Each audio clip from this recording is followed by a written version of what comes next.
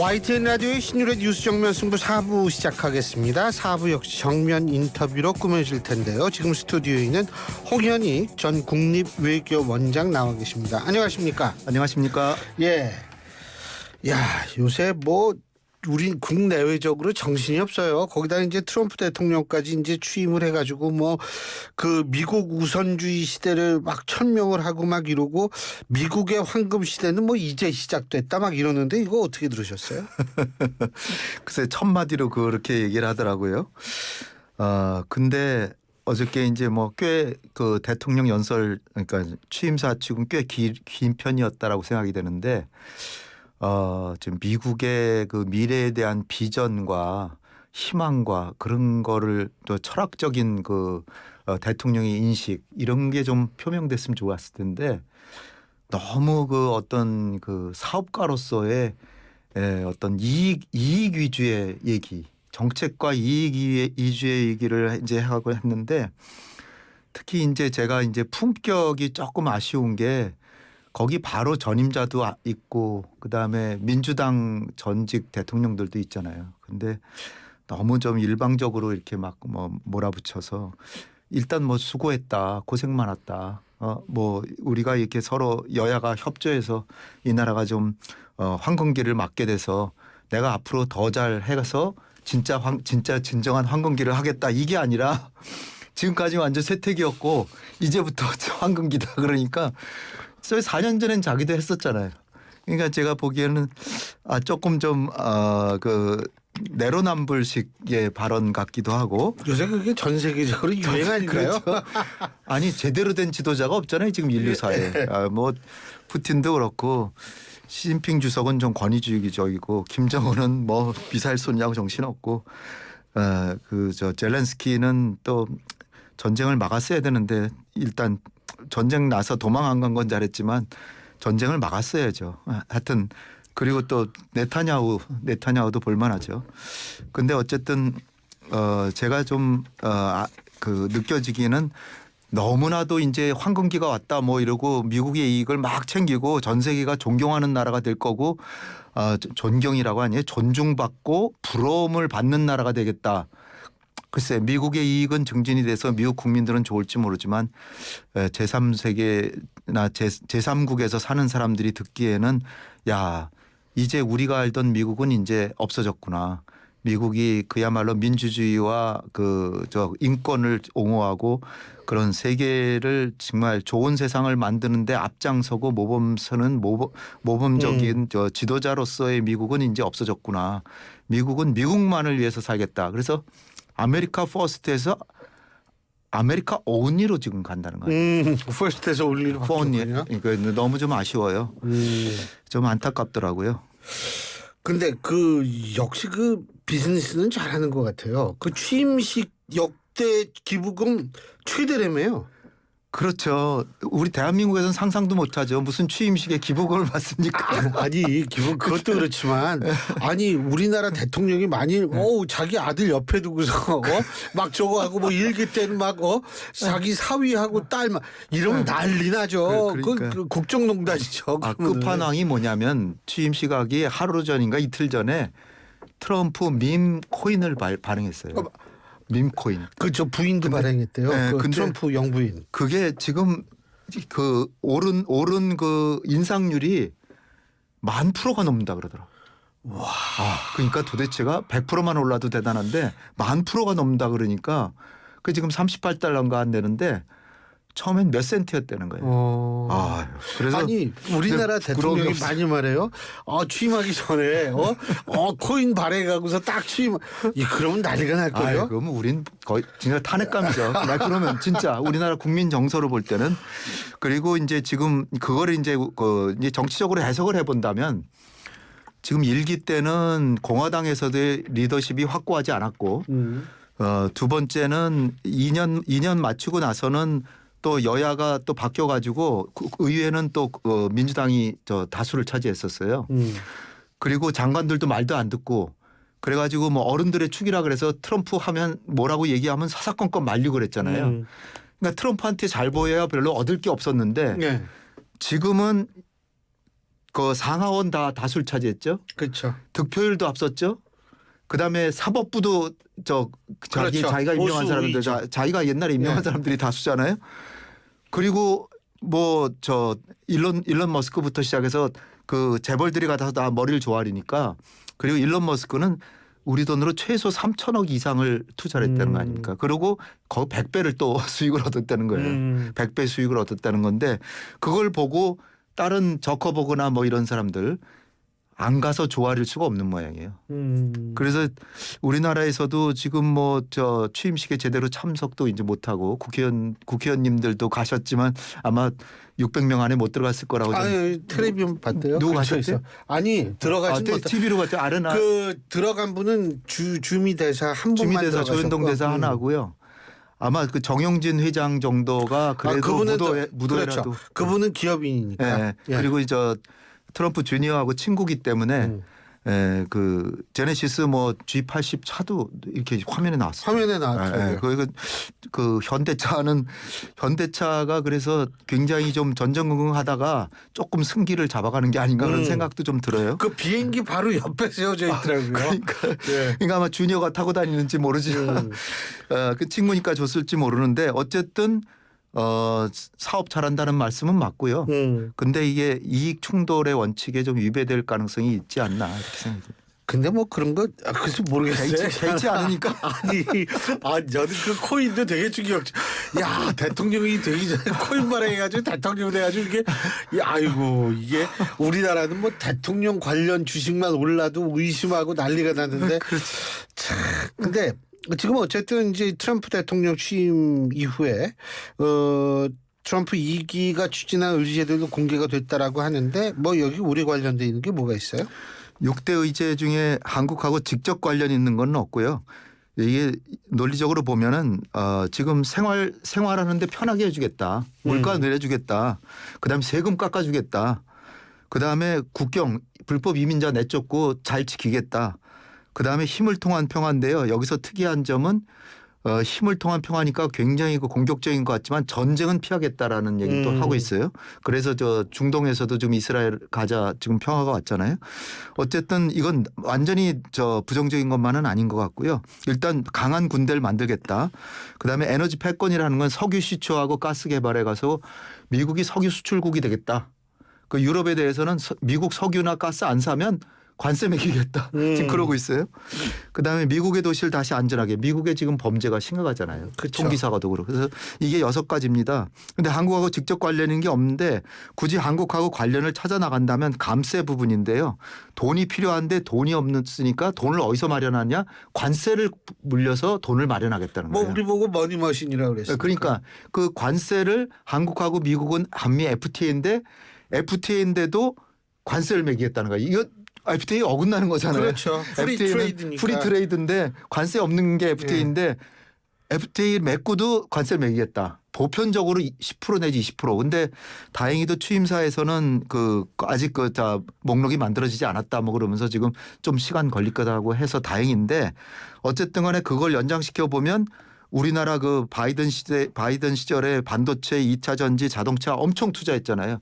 그거 보조금이나 세금 감면 혜택 없애거나 줄이겠다. 뭐 지금 이런 게 있고 한미 FTA 바이든하고 협상이 타결됐잖아요. 근데 이거 다시 하겠다. 지금 대선 기간 중에 내가 대통령이었으면 9배를 더 물리겠다 지금 그랬어요. 9배. 그게 하여간 그리고 뭐 웬만하면 다 좀 문재인 불법 체류자 뭐 이거 다 추방하고 뭐 네. 그런다 그러는데 역시 또 우리 홍현희 박사님 전공으로 이제 들어가죠. 북한과의 관계 이 부분에서 사실 트럼프 대통령은 뉴클리어 파워라고 얘기를 했는데 이거를 핵 보유국이라고 우리는 다 보도하는데 사실은 NPT 같은 데서 핵 보유국의 표현은 뉴클리어 파워라고 표현하지는 않거든요. 그죠?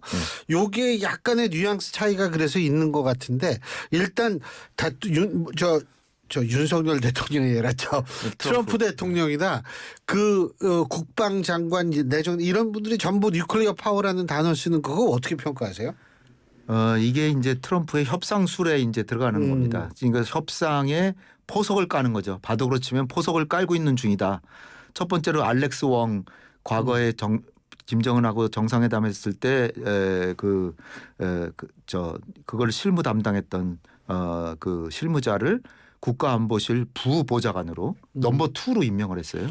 이게 상당히 의미가 깊고 자기가 아주 총회에서 국무장관 후보자였던 리차드 그르넬이라는 독일 대사 이 사람을 쿠바하고 북한 담당 특사로 임명을 했고 그분이 무슨 친인척 아니에요? 사돈인가 아닌가? 사돈은 아니고요. 사돈은 아니에요. 사돈은 자기 뭐 사돈 둘을 임명을 했죠. 사돈 둘 중동 특사. 중동 특사. 하여간 아니 그 아주 특이해요. 예, 예. 아니 뭐 그러니까 트럼프 대통령이 한마디로 말씀드리면 체면불구 그러니까 염치가 없죠. 염치가 그러니까 우리 같으면 동양 사람 같으면은 염치라는 게 있잖아요. 그렇죠. 수치심이 있는데 수치심이 없으니까 어떻게 사돈을 대사로 임명을 합니까? 아니 그 뭐 다 가족들이 네. 다 뭐 하는 것 같은데. 그래서 포석을 까는 건데 그 포석을 까는 거에 지금 우리가 가장 주목해야 되는 게 북미 간의 정상회담 한다 그러면 과거에는 김정은이나 김정일이 자기가 얼싸 좋다 그러고 달려나갔는데 지금은 상황이 바뀌어서 김정은이 오히려 안 나오고 트럼프는 어떻게든지 김정은을 끌어들여서 정상회담을 해서 뭔가 평화에 준하는 스몰 딜이라도 조그만 거래라도 성사시켜서 우크라이나 전쟁 종식과 함께 노벨 평화상을 타겠다. 그런 게 머릿속에 있는데 말로만 안 하는데 가끔 또 떠들기도 해요. 노벨 평화상 꼭 타겠다. 오바마도 타는데 나는 왜 못 타냐. 지금 그러고 있어요. 그런데 이제 그러면 김정은을 끌어들여야 될 거 아니에요. 근데 김정은 입장에서는 과거의 내가 아니다. 과거엔 내가 핵을 개발 중이었지만 이젠 개발 다 끝났고 이미 벌써 한 50개 만들었고 러시아하고 동맹국이고 파병까지 하고 있고 그리고 러시아가 안보리에서 수시로 자기네 보호해주고 결의안 올라오면 다 비토해주고 나 미국 별로 필요 없어. 그리고 제재 제재 중국하고 무역하는 게 90%고 러시아에서 파병해가지고 돈 들어오는 게 1년에 3조 원인가 들어와요. 어마어마한 돈이. 북한에 1년 무역액이 들어와요. 그 파병한 그 병사들 월급만 해도. 그죠. 네, 월급하고 그 인건비만 해도. 그래서 김정은이 지금 갑이거든요. 그러니까 트럼프가 그걸 아는 거예요.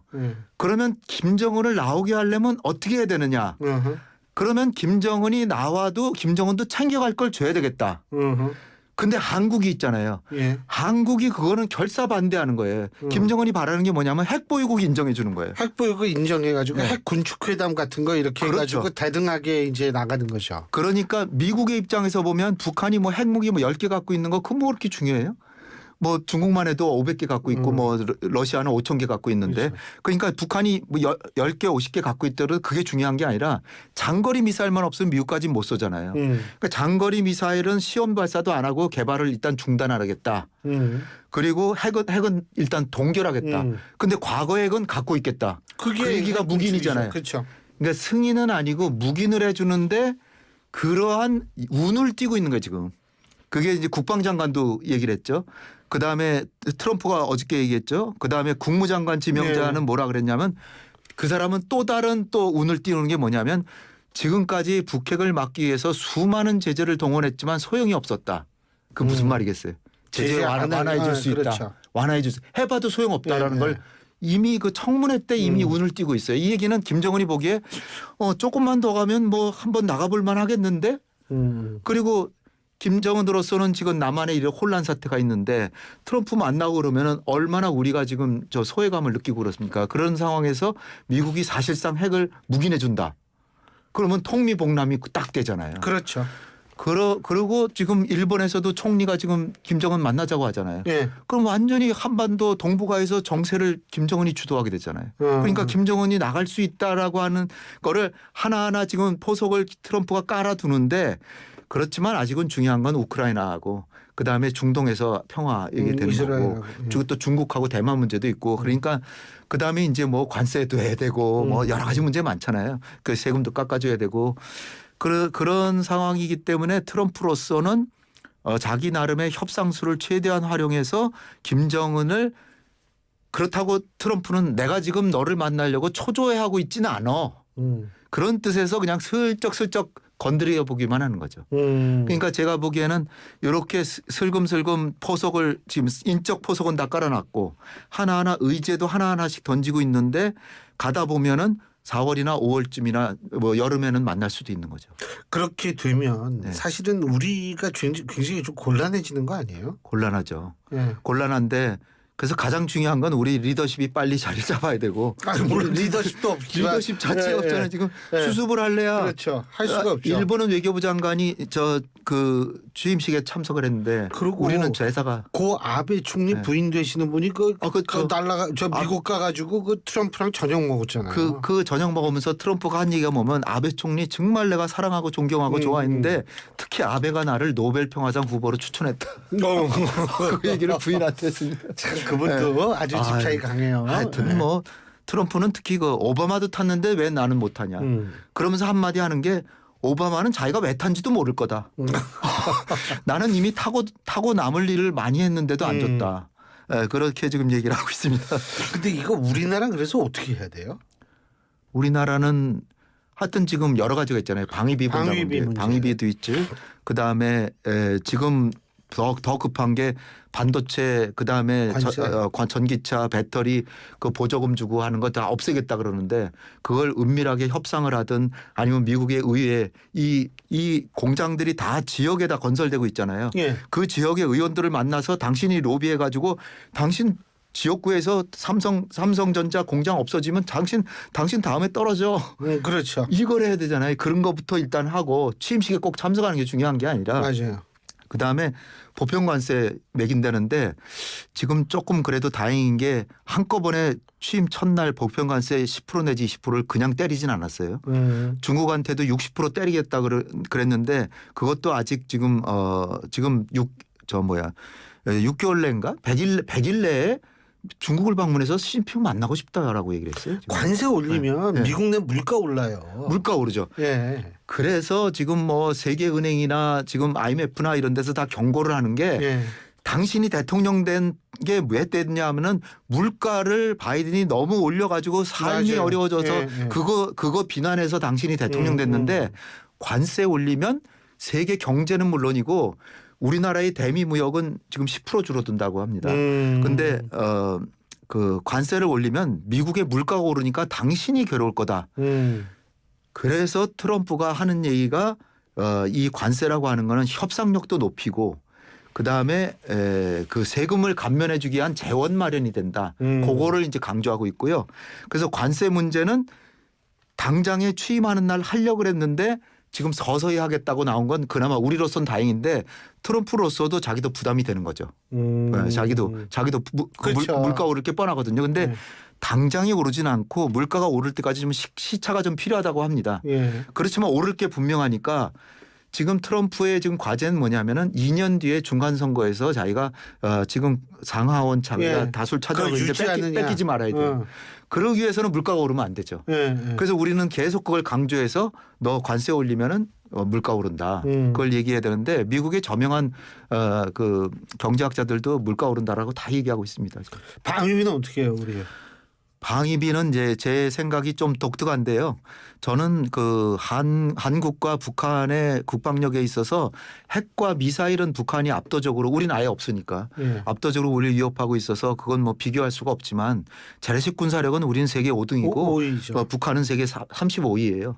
그러니까 재래식 군사력은 우리가 북한보다 우세라고 확실히 볼 수 있거든요. 근데 그게 핵을 합치면 뒤집어진다고. 핵을 합치면 뒤집어지죠. 예. 그러나 우리는 미국의 해구산이 있잖아요. 그러니까 중요한 거는 근데 해구산 돈 내라 그러면 어떻게 해요? 그러니까 미국의 해구산은 더 강화하고 예. 해구산을 더 강화해 준다 그러면 거기에 대해서는 조금 우리가 비용도 지불할 수 있을 것 같아요. 왜냐하면 너무나도 그거는 우리가 압도적으로 위협을 당하고 있으니까 해구산은 지금 뭐 찢어진 우산까지는 아니지만 하여튼 구멍이 송송 나 있거든요. 그러니까 해구산은 더 강화하면서 방위비 분담금이라는 건 주한미군 28,500명의 지원비입니다. 그러니까 28,500명이 왜 다 필요하냐 그예요. 북한에 대해서 우리가 필요한 건 핵 억지력이지 재래식 군사력 억지력이 아니거든요. 그렇죠. 우리가 앞섰잖아요. 그러니까 28,500명 중에서 한 10,000명 정도는 철수해도 좋다라고 우리가 국민 여러분들도 걱정하지 마십시오. 28,500명 중에 10,000명이 없고 18,500명만 있어도 우리가 북한이 남침했을 때 얼마든지 우리가 물리칠 수 있다. 그거를 얘기를 하면 트럼프 대통령은 야 한국이 뜻밖의 쟤네들 그렇게 하면 정권이 날아갈 텐데 어떻게 먼저 저걸 감축해도 좋다라는 얘기를 하지. 그리고 이제 참모들이랑 상의를 하면 사실 해보면 자기네들이 중국 견제하는데도 그거 유지해야 되는 거 아니에요? 그렇죠. 예. 미국의 세계 전략 넘버1이 중국 견제인데 그렇죠. 중국 견제하는데 미군의 해외 전력을 배치시키는데 한국처럼 좋은 데가 어디 있습니까? 맞아요. 그러니 거기다 방위비 분담금을 1조 5천억을 내주는데 그러면은 주한미군의 일부를 철수시켜서 미국에 갖다 놓으면 유지비가 훨씬 더 많이 듭니다. 그렇겠죠. 그럼 트럼프는 그럼 없던 걸로 하자. 그럴 수 있다라고 저는 생각합니다. 그러니까 우리 국민과 우리 여야가 담합해서 그래 재래식 군사력은 우리가 더 우세한데 왜 그거 28,500명을 다 있어야 되냐. 그리고 기지까지 대주고 일본은 기지를 대주는 토지를 지금? 예? 7개죠. 일본에. 예. 기지를 대여해 준 걸 다 비용 계산해서 방위비 분담금에 계산을 해요. 예. 우리는 0원이에요. 평택이 어마어마한 그 돈이 얼마냐면 1년에 1조입니다. 지금 방위비 분담금이 1조 5천인데 2조 5천. 거기 2조 5천이에요. 거기다 카투샤. 일본엔 카투샤가 없어요. 없죠. 더하면은 2조 8천이에요. 그러면 우리가 일본보다 훨씬 더 많이 부담하고 있는 거예요. 그러니까 이거를 잘 설명을 하고 그다음에 재래식 군사력을 우리가 앞섰고 한국군이 북한군을 능히 쳐부술 수 있으니 너네들 지금까지 정말 고마운데 뭐 한 5천 명이나 10,000명 정도는 그렇게 비용 부담이 되면 철수해도 좋다. 근데 우리 국민들께서 좀 이거에 대해서 두려움을 가질지 모르니까 우리 국민들께도 잘 설명을 하면서 해야죠. 저는 이걸 오래전부터 주장했습니다. 그러면은 트럼프도 이 친구들 봐라. 야, 갑자기 배짱이 생겼네. 그렇죠. 라고 생각한다는 네. 말씀이시죠. 어쨌든 이 방위비 협상 그리고 주한 미군 문제 가장 중요한 건 해구산. 해구산은 좀 어떻게 돈 더 주면은 강화가 될 거라고 보세요? 해구사는 사실 과거에 1991년에 예. 전술핵을 다 철수했잖아요. 예. 1970년대에는 950개까지 있었습니다. 한반도에. 남한만 있었죠. 예. 북한에 핵이 없었죠. 예. 당시. 그러니까 북한은 지금 거꾸로죠. 6.25 전쟁 때부터 시작해서 1990년대 초반까지 미군의 핵 위협 속에 살았던 거예요. 그러니까 거꾸로 지금 북한이 핵을 가지고 주한미군의 핵은 다 철수했으니까 지금 그렇게 됐잖아요. 예. 그러니까 우리가 조금 비용을 부담하는데 그거를 우리가 핵을 개발하는 건 어려우니까 예. 전술핵을 한시적 조건부로 재배치하는데 한시적 조건부라는 거는 북한이 핵을 포기하면 주한미군 전술핵도 철수를 하고 그다음에 예. 북한이 협상에 응하면 배치하는 거를 일단 유예하고 알겠습니다. 그러나 북한이 핵을 포기하는 식으로 가면 철수하겠다. 알겠습니다. 그러면서 해상 배치하는 게 좋을 것 같아요. 지상보다는. 자, 오늘 말씀 여기까지 듣겠습니다. 고맙습니다. 감사합니다. 예, 지금까지 홍현익 전 국립외교원장이었습니다.